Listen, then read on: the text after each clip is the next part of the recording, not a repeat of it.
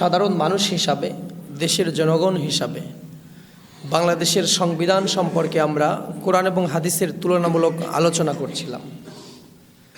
এটা কোনটা কোরআন হাদিসের সাথে মিল আছে আর কোনটা নাই। 1 থেকে 7 অনুচ্ছেদ প্রথম অংশ আমরা আলোচনা করেছি, আমি সেগুলো আর রিপিট করব না। এর মধ্যে ছিল গণতন্ত্রের বিষয়ে আলোচনা করা হয়েছে, কোরআন হাদিসের সাথে তুলনা করা হয়েছে।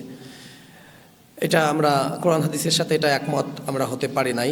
বাকি এই 6টা ধারার মধ্যে 5টাই কোরআন হাদিসের সাথে মিল আছে। শুধুমাত্র গণতন্ত্রের বিষয়টা কোরআন হাদিসের বিপরীত, এটা কুফরি মতবাদ। কিন্তু বৃহত্তর স্বার্থে ক্ষুদ্র স্বার্থ ত্যাগ করতে হবে, এই আলোচনায় আমরা পৌঁছেছি। আমরা বসে না থেকে দেশে যাতে কোরআন হাদিস অনুযায়ী পরিচালিত হয় দেশটা, সেজন্য আমরা এই ক্ষুদ্র স্বার্থ আমরা ত্যাগ করব, আমরা সবাই এক হব, এই আলোচনা হয়েছে। সংবিধানের 2 নম্বর অধ্যায় দ্বিতীয় ভাগের 8ম থেকে শুরু হয়েছে, 8ম অনুচ্ছেদ থেকে। এর শুরুর দিকে বলা হয়েছে আইনের সমতা। আইনের সমতা মানে আইনের চোখে সবাই সমান। আইনের চোখে সবাই কি? ধনী গরিব, বড়লোক ছোটলোক, স্বাস্থ্যবান রোগাক্রান্ত ব্যক্তি, নারী পুরুষ, সবার জন্য স্বাধীনতা থাকবে। আইনের চোখে সবাই সমান। অপরাধ যেই করুক, সে ধনী হোক গরিব হোক, ক্ষমতাবান হোক অথবা নিঃস্ব মানুষ হোক, তাকে শাস্তি পেতে হবে। আবার বিনা অপরাধে কাউকে শাস্তি দেওয়া যাবে না। এগুলো হলো স্বাধীনতা, বাংলাদেশের প্রত্যেকটা নাগরিকের এগুলো স্বাধীনতা। পাশাপাশি মৌলিক অধিকার কয়টা আছে আপনারা এগুলো জানেন, যে খাদ্য, বস্ত্র, বাসস্থান, চিকিৎসা, আর একটা কি শিক্ষা। 5টা। এই 5টা হলো মৌলিক অধিকার মানুষের। এই অধিকার সবারই আছে। তাহলে যদি মৌলিক অধিকার এটা হয়, মৌলিক অধিকার যদি শিক্ষা মৌলিক অধিকার হয়, তাহলে বাংলাদেশের পথে ঘাটে রাস্তাঘাটে যেই সকল শিশুরা, এগুলো মানুষ কথা বলে না, যেই সকল শিশুরা সুবিধা বঞ্চিত, যারা চিকিৎসা নিতে পারে না, যাদের রোগ হলে তারা ওইভাবেই রাস্তায় ঘুমিয়ে থাকতে থাকতে মারা যায়, 10 বছর 20 বছর বয়সে বৃদ্ধের মতো অবস্থা হয়ে যায়, এবং চিকিৎসা তো নিতে পারেই না, শিক্ষাও তাদের জন্য নাই। বাংলাদেশের সংবিধানে 5টা মৌলিক অধিকার কথা বলা হয়েছে। তার মধ্যে এই 5টার মধ্যে বেশিরভাগ পথশিশু যারা আছে, তারা সবগুলো থেকেই প্রায় বঞ্চিত। তারা চিকিৎসা থেকে বঞ্চিত, তারা শিক্ষা থেকে বঞ্চিত, খাদ্য বস্ত্র এগুলোও তো তাদের প্রপারলি তারা পায় না। খাদ্য একদম মৌলিক যে বিষয়টা, না পেলে মানুষ মারা যাবে, এই খাদ্যটাও সঠিকভাবে তারা পায় না। এরপরে বস্ত্র আছে। এই যে শীতের দিন দেখেন না, রাস্তাঘাটে 7 মাথা দিয়ে আপনারা যখন যান, একদম রোডের উপরে কিভাবে মানুষ বস্তা ছালা এগুলো নিয়ে ঘুমায় আছে। হয়তো কম্বল দেওয়া হয়, সরকার থেকে কম্বল দেওয়া হয়, কিন্তু সেই কম্বল যাদের হাতে দেওয়া হয় তাদেরই পেট ভরে না, পথ শিশুরা পায় না। ঠিক কিনা বলেন? এটা হলো মৌলিক অধিকার মানুষের লঙ্ঘন হচ্ছে। দেশের সরকার হয়তো ওই পথ শিশুদের জন্য কম্বলের ব্যবস্থা করে দিয়েছে, কিন্তু এই কম্বল তাদের কাছে পৌঁছায় না। এই কম্বল তাদের কাছে না পৌঁছানোর কারণ হলো যোগ্য নেতৃত্বের অভাব। ঠিক কিনা বলেন? যোগ্য মানুষদের হাতে এগুলো আসে না, অযোগ্য মানুষদের হাতে আসে, তারা এগুলো বিক্রি করে দেয়। তারা কিন্তু এগুলো ব্যবহার করে না। এত কম দামি কম্বল তারা ব্যবহার করবে নাকি? ব্যবহার করে না। তাদের বাড়িতে গিয়ে দেখবেন সব বিদেশি। এই কম দামি মোটা কম্বল তারা ব্যবহার করবে না, যেটা লোম উঠে যায়, ওই যে আমাদের গ্রামের ভাষায় বলে ফরে উঠে যায়, এই কম্বল তাদের বাড়িতে আপনি পাবেন না। তারা পাপোশও বানায় না এইগুলো দিয়ে, কিন্তু তারা এইগুলো বিক্রি করে সেই টাকা ভক্ষণ করতে পারে। কত বড় নির্লজ্জ! ঠিক কিনা বলেন? যেটা তারা ব্যবহার করতে পারবে না, তারপরে ওইটা বিক্রি করে টাকা নেবে। ওই কম্বল ওদের বাড়িতেই তুলবে না। ওদের এরকম উন্নত মানের রুচি, এখানে তাদের রুচিটা কত উন্নত দেখেন। কিন্তু ওই কম্বল বিক্রি করে সেই টাকা খাবে। এখানে তাদের রুচিতে কোনো বাধা দেয় না। ওর চাইতে শুয়োরের মাংস খাওয়া ভালো, ঠিক কিনা বলেন? যদি কোনো অসহায় গরিবের কম্বল মেরে সেই টাকা দিয়ে গরুর মাংস দিয়ে ভাত খায়। এই জন্য আল্লাহর আইনও এই কথা বলেছে। বাংলাদেশের সংবিধানের তুলনামূলক আমরা কোরআন হাদিসের সাথে আলোচনা করছিলাম। আমরা কোনো দলের প্রতি ইঙ্গিত করব না, কোনো দলকে খারাপ বলবো না, ভালো বলবো না। এই যে নির্বাচন চলে আসছে, ভোট হবে, এগুলো আপনাদের কাছে আপনাদের আমানত। আমি শুধু আপনাদেরকে, আপনাদের ইমাম হিসাবে আপনাদের বিবেককে জাগ্রত করে দেব যে আপনাদের আমানতটা সঠিক জায়গায় আপনারা দিন। এটা কোনো দল বুঝি না, আপনারা ব্যক্তি বুঝে, আমি কোনো দলের কথা বলবো না, আপনারা ব্যক্তি বুঝে যেই ব্যক্তিকে আপনার ক্যাপাবল মনে হবে সেই ব্যক্তিকে আপনারা আপনাদের আমানত তুলে দেবেন। আপনাদের এলাকায় আপনি কাকে নেতা বানাতে চান, যেই মানুষটা আপনার মনে হয় যে না আমাদের আমানতের খেয়ানত তিনি করবে না, তাকে আপনারা দিবেন। আল্লাহ রাব্বুল আলামিন কুরআনুল কারীমের সূরা নিসার মধ্যে বলেছেন, ইন্নাল্লাহা ইয়া'মুরুকুম আন তু'আদ্দুল আমানাতি ইলা আহলিহা। আর তোমাদের আমানতগুলো, আল্লাহ তোমাদেরকে আদেশ করছে যে তোমাদের আমানতগুলো তোমরা সঠিক জায়গায় দাও।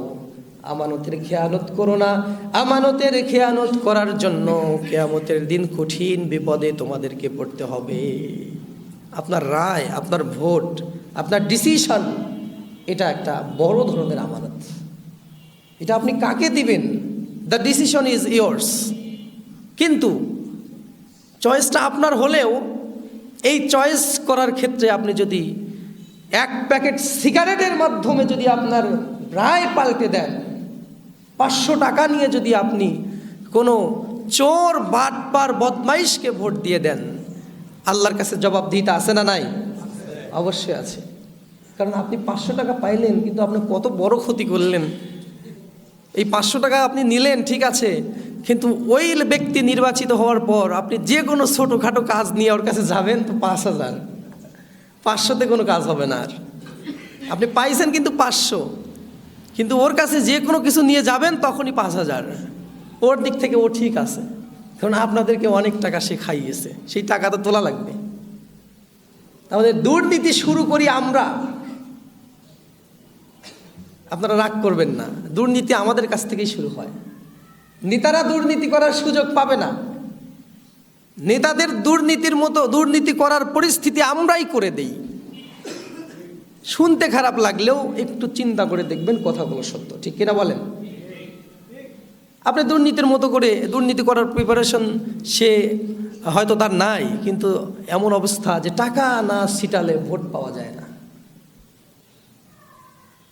তার প্রতিদ্বন্দ্বী যে আছে সেই ব্যক্তি 5 কোটি খরচ করতেছে, তার তো 2 কোটি খরচ করা লাগবে, না হলে তো সে ভোট পাবে না।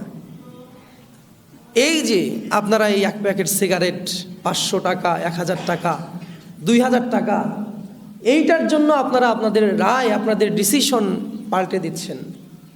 আল্লাহ তাআলা বললেন, আমি আদেশ করলাম তোমাদের, ইন্নাল্লাহা ইয়া'মুরুকুম, নিশ্চয়ই আল্লাহ তাআলা আদেশ করেছে, আন তুআদ্দুল আমানাতি ইলা আহলিহা, আমানতের ব্যাপারে আল্লাহ তাআলা আদেশ করেছেন আমানতটা এমন মানুষের হাতে তুলে দেওয়া যাবে না। আপনার আমানত যদি খেয়ানত করে ফেলেন, কিয়ামতের দিন জাহান্নাম ছাড়া কোনো উপায় থাকবে না। নাউজুবিল্লাহ বলেন সবাই। আমানতের খেয়ানত করা যাবে না। আমানতের খেয়ানত করার ব্যক্তিগুলো দুনিয়াতেও তারা লাঞ্ছিত, অপমানিত হবে, কষ্টে থাকবে, এবং কিয়ামতের দিন আল্লাহ তাআলা তাদেরকে কঠিন আযাবে গ্রেফতার করবেন। শুধু দুনিয়াতেই নয়, কিয়ামতের দিন তো শাস্তি রয়েছে। আপনি একটু ভালো করে যদি চিন্তা করেন তাহলে বুঝতে পারবেন। বাংলাদেশের সংবিধানের 2য় ভাগ 8ম অনুচ্ছেদের 1ম অংশে বলা হয়েছে, আইনের চোখে সবাই সমান। একজন ধনী মানুষ, গরিব মানুষ, ফকির, মিসকিন, অসহায়, দুর্বল, শক্তিশালী, ক্ষমতাবান অথবা নিঃস্ব, প্রত্যেকটা মানুষের জন্য এক রকম আইন হতে হবে। আপনি অপরাধ করলেও আপনি শাস্তি পাবেন, আমি করলেও আমি শাস্তি পাবো। একজন গরিব যদি অপরাধ করে তাকেও জেলখানাতে যেতে হবে, একজন কোটিপতি যদি অন্যায় করে তাকেও জেলখানাতে যেতে হবে, ঠিক কিনা বলেন? এটাই হলো বাংলাদেশের সংবিধানে লেখা আছে, আল্লাহর কোরআনও তাই বলে। আল্লাহর কোরআন বলছেন, ইয়া আইয়ুহাল্লাযীনা আমানু কুনু কাওয়ামিনা বিল কিসতি শুহাদা।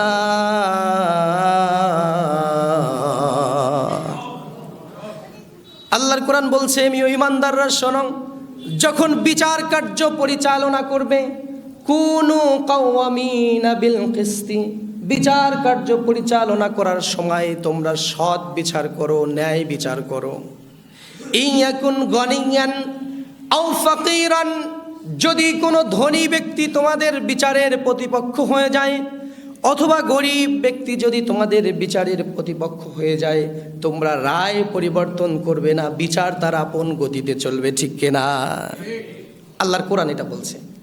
আমাদের বাংলাদেশের সংবিধানের দ্বিতীয় ভাগের 8ম অনুচ্ছেদ 1ম অংশে এটা বলা আছে। তার মানে কোরআন আর সংবিধান এখানে এক, কোরআনের সাথে এখানে সংবিধানের মিল আছে, সুবহানাল্লাহ।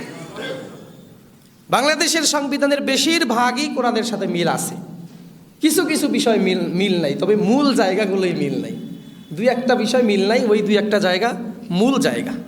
তার মধ্যে একটা আপনাদের সামনে আলোচনা করেছি, গণতন্ত্রের ব্যাপারটা। তাহলে বিচার কার্যের ক্ষেত্রে সকলের সমান একটা অধিকার থাকতে হবে, সকল মানুষের জন্য। আজকে আমাদের সমাজে শক্তিশালী বা ক্ষমতাবান মানুষ অন্যায় করলে তাদের অন্যায়ের শাস্তি নিশ্চিত করা হয় না, তারা শাস্তি পায় না। কিন্তু কোনো গরিব মানুষ যদি অন্যায় করে, এক বিন্দু মাত্র সে ছাড় পায় না, যতটুকু করে তার চাইতে বেশি তার উপর চাপায় দেওয়া হয়, ঠিক কিনা বলেন? এই যে ঘুষ নিয়ে, টাকা নিয়ে রায় পরিবর্তন করে দিল, যারা বিচারক আছে তারা এখানে তাদের দ্বিমুখী আচরণ প্রকাশ পেল, এটার মূলেও আমাদেরই কন্ট্রিবিউশন রয়েছে। আমরা জনগণ এর জন্য অনেকটা দায়ী। জনগণ কেন দায়ী? ওই যে মনে আছে 500 টাকা, কি বললাম, 500 টাকা নিয়ে ভোট দিয়ে দিয়েছিলেন একজনকে, কথা বলে না? 500 টাকা নিয়ে 1 প্যাকেট সিগারেটের জন্য আপনি একজনকে দিয়ে দিলেন না, ওইটাই আপনার কন্ট্রিবিউশন। আপনার সমাজে ন্যায় বিচার নাই, আপনি অত্যাচারিত হয়ে আল্লাহর কাছে বলছেন, আল্লাহ রব্বানা আখরিজনা মিন হাযিহিল ক্বরয়াতিজ যালিমি আহলুহা ওয়াজআল লানা মিন লাদুনকা ওয়ালিয়্যা ওয়াজআল লানা মিন লাদুনকা নাসীরা। আপনি বলছেন, আল্লাহ তুমি এই জনপদ থেকে আমাকে বের করে নিয়ে যাও, আমি আর সহ্য করতে পারছি না, এই নেতারা আমাদের উপরে এত অন্যায় করে, আমরা এখানে আর টিকে থাকতে পারতেছি না। কিন্তু এদের ইস্টাবলিশ আপনি নিজেই করে দিয়েছেন, এদের এই ক্ষমতার গদিতে আপনিই বসিয়েছেন, আপনার ভোট বসিয়েছে। এই জন্য এগুলো বলছি। আমি শুধু চুপ করে থাকলাম আর মিষ্টি মিষ্টি ওয়াজ করলাম, আপনাদের সঠিক কথা বললাম না, এই জন্য আল্লাহ তাআলা আমাকেও ধরবেন, এটাও একটা আমানত।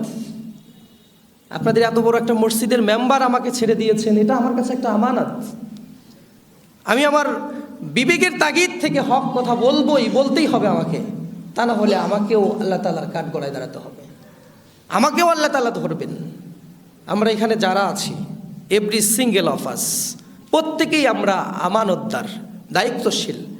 আমাদের কাঁধে, প্রত্যেকের কাঁধেই কোনো না কোনো দায়িত্ব রয়েছে, কোনো না কোনো দায়িত্ব আমাদের প্রত্যেকের কাঁধেই রয়েছে।